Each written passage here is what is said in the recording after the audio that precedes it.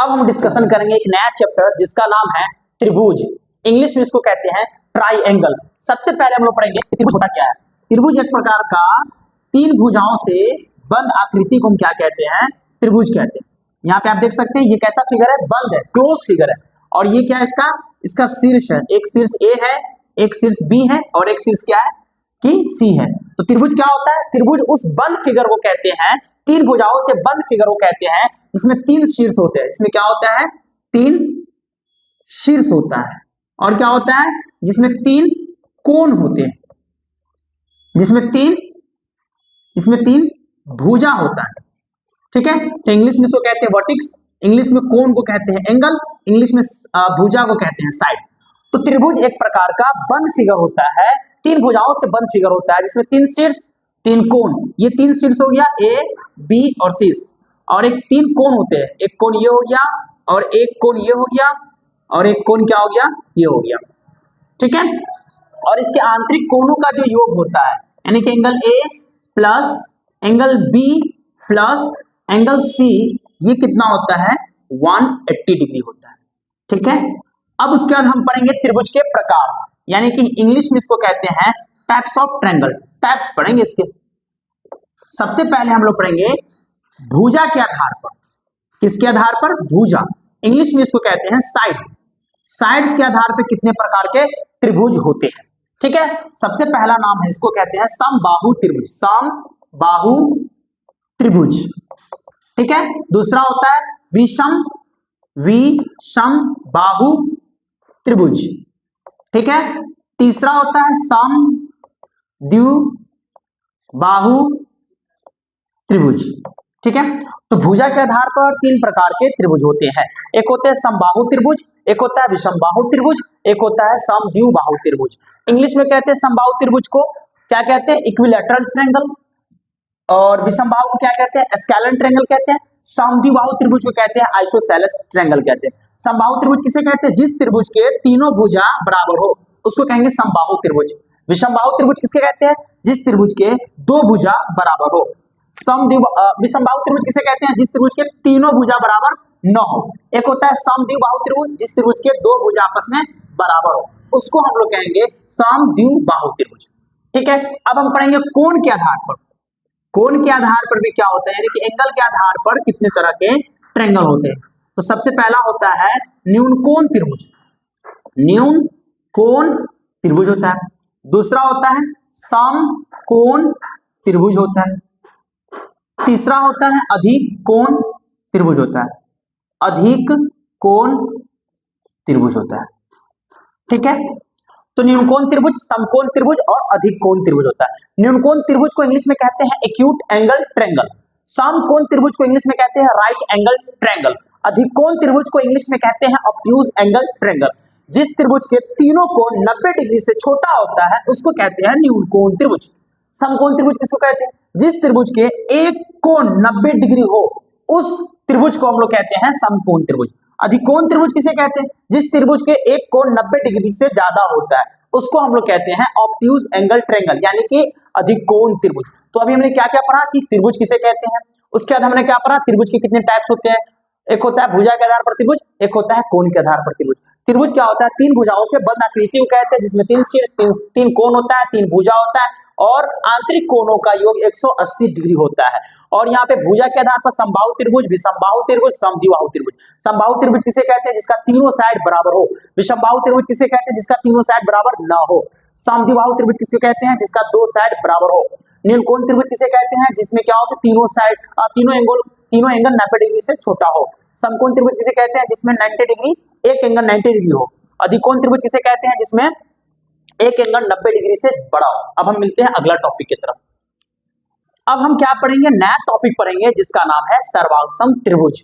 सर्वांगसम त्रिभुज किसे कहते हैं, दो त्रिभुज को हम लोग सर्वांगसम तभी कह सकते हैं जब उसके सारे कोण, सारे भुजा और उसका क्षेत्रफल आपस में क्या हो कि बराबर होगा, तो उस दोनों त्रिभुज को हम क्या कहेंगे, सर्वांगसम त्रिभुज। सर्वांगसम का मतलब होता है सभी अंग बराबर होना चाहिए। ठीक है, यहाँ पे आप देख सकते हैं ए बी कितना है 4, बी सी कितना है 5, ए सी कितना है 6 हो गया।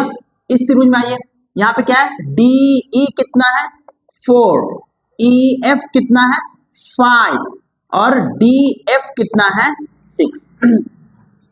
यहाँ पे क्या है कि भुजा क्या आपस में बराबर है, तो हम कह सकते हैं कि दोनों त्रिभुज ट्रायंगल ए बी सी सर्वांगसम होंगे, कॉन्ग्रुएंट है किसके, डी ई एफ के, डी ई एफ। इसमें क्या हो सकता है, इसको 6 तरीके से आप लिख सकते हैं।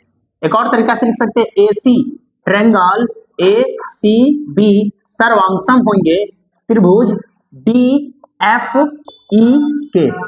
6 तरीके से इसको आप लिख सकते हैं। एक और तरीका हो सकता है बी सी ए, ये क्या होगा, सर्वांगसम होंगे ट्रायंगल ई एफ डी के, ई एफ डी के। चलिए चौथा तरीका क्या हो सकता है, बी ए ट्रायंगल बी ए सी, ये भी क्या होगा, सर्वांगसम होगा ट्रायंगल ई डी एफ के, हो गया। पांचवा तरीका क्या हो सकता है, ट्रायंगल सी ए बी भी सर्वांगसम होंगे ट्रायंगल एफ डी ई के। लास्ट तरीका हो सकता है ट्रायंगल सी बी ए सर्वांगसम होंगे ट्रायंगल एफ ई डी के।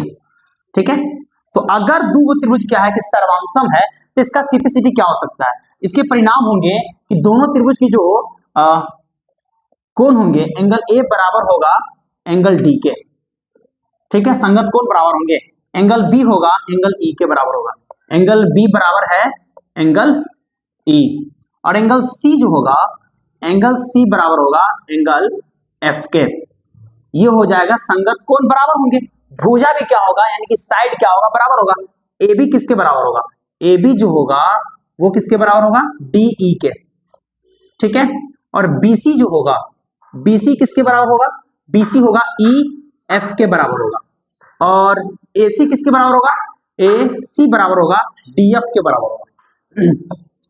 तो यहां आपने क्या देखा कि संगत जो कोण होगा, संगत कोण बराबर होंगे, संगत भुजा भी बराबर होता है। दो चीज हो गया, पहला चीज ये होता है, दूसरा चीज ये हुआ, तीसरा और कुछ हो सकता है क्या, अगर दो त्रिभुज क्या है कि अगर दो त्रिभुज कॉन्ग्रुएंट है तो उसका क्षेत्रफल भी क्या होंगे, बराबर होगा।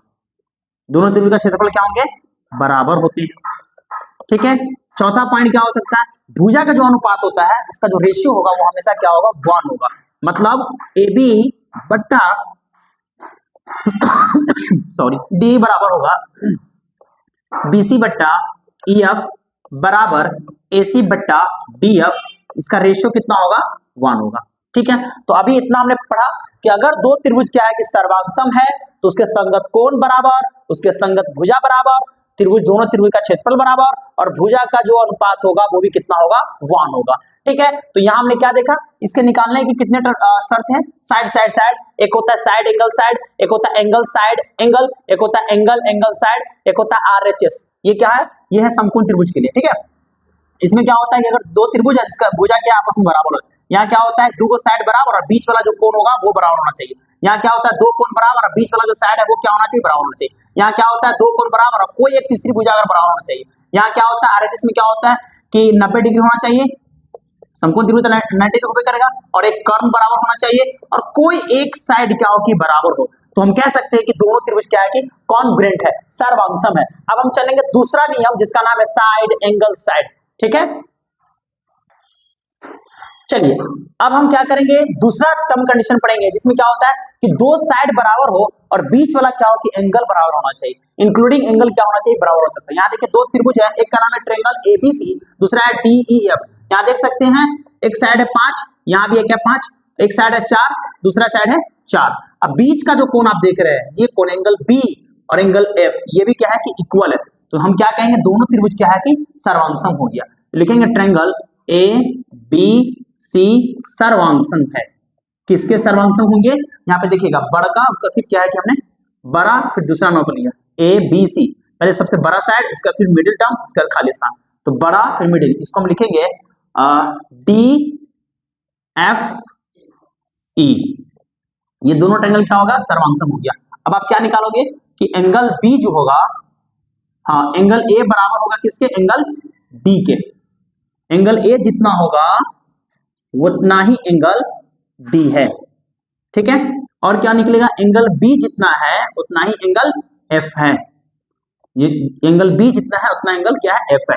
और एंगल सी जो है वही क्या है, एंगल ई के बराबर होगा, एंगल ई के। तो एंगल सी जो होगा, एंगल सी जो होगा वो होगा एंगल ई के बराबर, ठीक है। ये इसके क्या है कि परिणाम होंगे, यानी कि संगत कोण क्या होंगे, बराबर होंगे, संगत भुजा ही बराबर होगा, यानी कि ए बी क्या होगा, ए बी बराबर होगा डी एफ के, किसके बराबर होगा, डी एफ के। और बीसी होगा, बीसी जो होगा वो ई एफ के बराबर होगा, और ए सी जो होगा वो डी ई के बराबर होगा।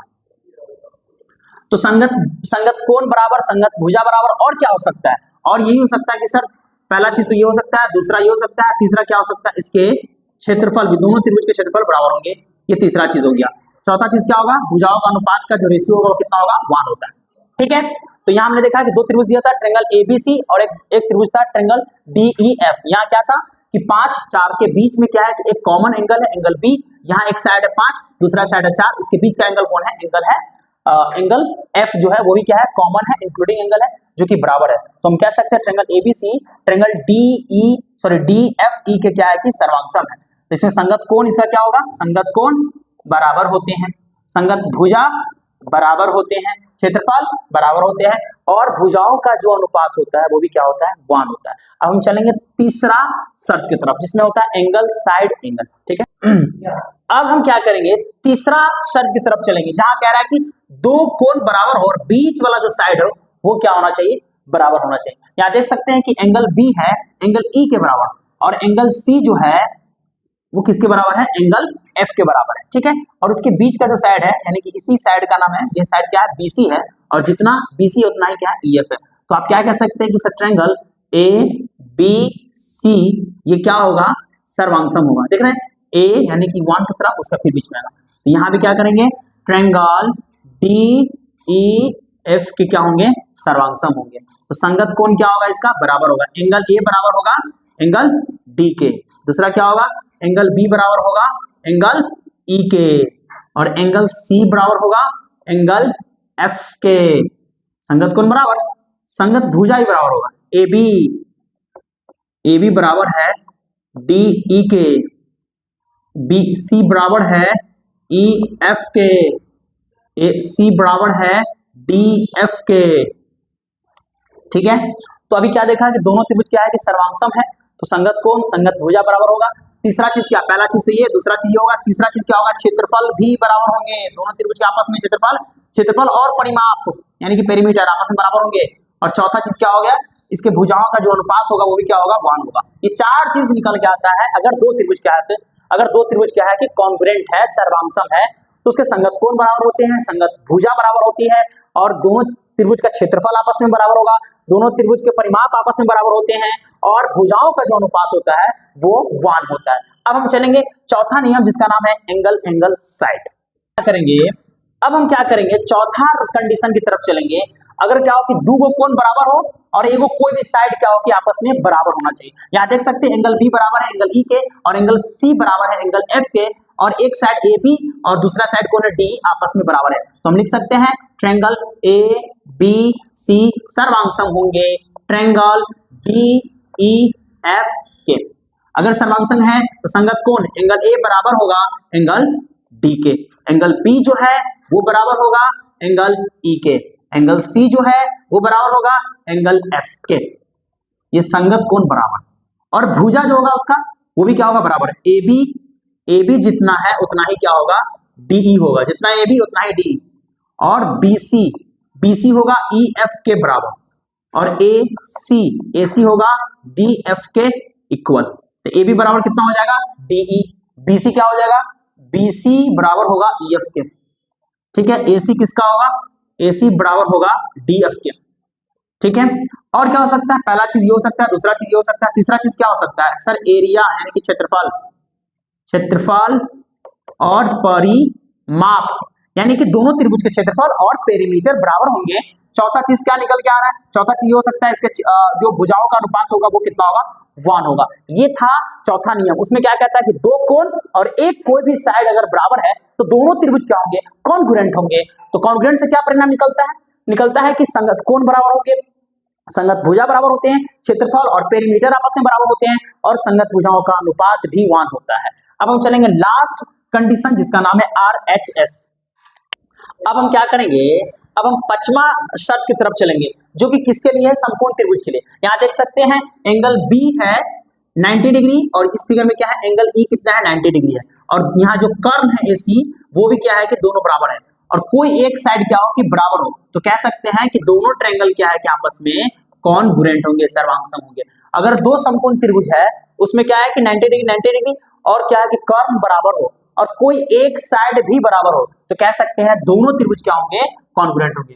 ABC तो हम कैसे लिखेंगे, DEF, DEF है ना। तो आप लिख सकते हैं एंगल A जो है ना वो किसके बराबर होगा, एंगल D के। ये है एंगल A, एंगल D के बराबर होगा, और एंगल B किसके बराबर होगा, एंगल E के, जो कि ऑलरेडी दिया हुआ है। एंगल C किसके बराबर होंगे, एंगल F के। तो ये है एंगल C और ये किसके बराबर होंगे, एंगल F के। तो संगत कोण इसके क्या होते हैं, बराबर होते हैं। संगत भुजा यानी कि AP बराबर होगा DE के और BC बराबर होगा EF के, और AC बराबर होगा DF के। ठीक है, तीसरा चीज क्या होगा, पहला चीज, दूसरा चीज, तीसरा चीज होता है क्षेत्रफल और परिमाप यानी कि पेरीमीटर भी इसके बराबर होंगे। चौथा चीज भुजाओं का अनुपात 1 होगा। तो ये था सिमिलर टॉपिक पढ़ेंगे कि सर समरूप त्रिभुज क्या होता है। दो त्रिभुज दे दे, अगर उसके जो कोण है अगर बराबर है तो हम कह सकते हैं कि दोनों त्रिभुज क्या है कि समरूप। यहाँ एंगल ए है वो बराबर है एंगल डी के, ठीक है, एंगल बी बराबर है एंगल ई के, और एंगल सी जो है वो बराबर है एंगल एफ के। तो हम कह सकते हैं एंगल के अकॉर्डिंग ये दोनों ट्रायंगल जो है ट्रायंगल ABC समरूप होंगे ट्रायंगल DEF के। अगर दो त्रिभुज क्या है समरूप होंगे इसका मतलब उसका जो कॉरस्पॉन्डिंग एंगल होगा वो क्या होगा, बराबर होगा। एंगल ए बराबर एंगल डी, और एंगल बी बराबर होगा एंगल ई के, और एंगल सी भी है वो भी बराबर होगा एंगल एफ के, और उसके जो साइड होंगे AB बट्टा DE बराबर होगा BC बट्टा EF के, और ये बराबर होगा AC बट्टा DF के, AC बट्टा DF के, AB बट्टा DE के, और BC होगा किसके बट्टा में, EF के। ठीक है, अब हम देखते हैं दूसरा शब्द क्या कहता है, साइड। अब हम क्या देखेंगे, दूसरा जो कंडीशन होता है समरूप का वो पढ़ेंगे। इसमें आप देख सकते हैं एक साइड AB है, AB कितना है 12 है, BC कितना है 8 है, और AC कितना है 4 है। ठीक है, यहां देख सकते हैं DE कितना है 6 है, EF कितना है 4 है, और DF कितना है 2 है। अब हम क्या करेंगे, AB यहां बड़ा साइड है, AB के नीचे किसको रखेंगे, DE हो जाएगा। BC के बट्टा में लिखेंगे EF, ठीक है, और AC यानी कि कॉरस्पॉन्डिंग साइड का जो रेशियो होगा बराबर होता है DF के। ठीक है, AB का मान कितना है 12 है, DE का मान कितना है 6 है, BC का वैल्यू कितना है 8 है, EF का वैल्यू कितना है 4 है, और AC कितना है 4 है, DF कितना है 2 है। काट दीजिए 6 दूना 12, 4 दूना 8, 2 दूना 4, 2:1 बराबर 2:1 बराबर 2:1 हो गया। तो यहाँ आप देख रहे हैं कि दो त्रिभुज दिया था और उसका कॉरस्पॉन्डिंग साइड का जो रेशियो है वो बराबर है। इसका मतलब दोनों जो त्रिभुज है साइड के अकॉर्डिंग वो क्या हो जाएगा, समरूप हो जाएगा। ट्रायंगल ABC हमने बड़ा लिया A B और C, यहां लिखेंगे D E और F, ट्रायंगल DEF के। इसका मतलब इसका जो कोण होगा एंगल A बराबर होगा एंगल D के, एंगल B जो होगा वो बराबर होगा एंगल E के, एंगल C जो होगा बराबर होगा एंगल F के, और साइड कैसा होगा AB बट्टा D है, और BC बट्टा EF और AC बट्टा DF। तो ये दूसरा कंडीशन था दो त्रिभुज को समरूप होने के लिए। अब तीसरा देखेंगे, बीच वाला जो इंक्लूडिंग एंगल होगा वो बराबर होना चाहिए और दो साइड क्या होना चाहिए, बराबर होना चाहिए। चलिए देखते हैं।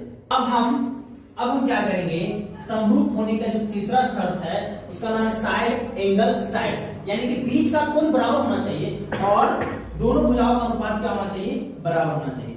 ठीक है, यहाँ मान लीजिए 4 है और ये कितना है 8 है, और ये कितना है 5 है, और ये कितना है 10 है। चलिए यहाँ पे हम क्या लिखेंगे, ए बी बट्टा में रखेंगे डीई बराबर बीसी बट्टा क्या हो जाएगा ई एफ हो जाएगा, और एसी बट्टा हो जाएगा डी एफ। ठीक है, इस हिसाब से किस हिसाब से, साइड एंगल, साइड के अकॉर्डिंग ये दोनों त्रिभुज क्या हो जाएगा, ट्रायंगल ए बी सी समरूप है ट्रायंगल डी ई एफ के, इसका जो कोण होगा कॉरस्पॉन्डिंग एंगल जो होगा, एंगल ए बराबर होगा एंगल डी के, और एंगल बी जो होगा वो बराबर होगा एंगल ई के, और एंगल सी जो होगा वो बराबर होगा एंगल एफ के।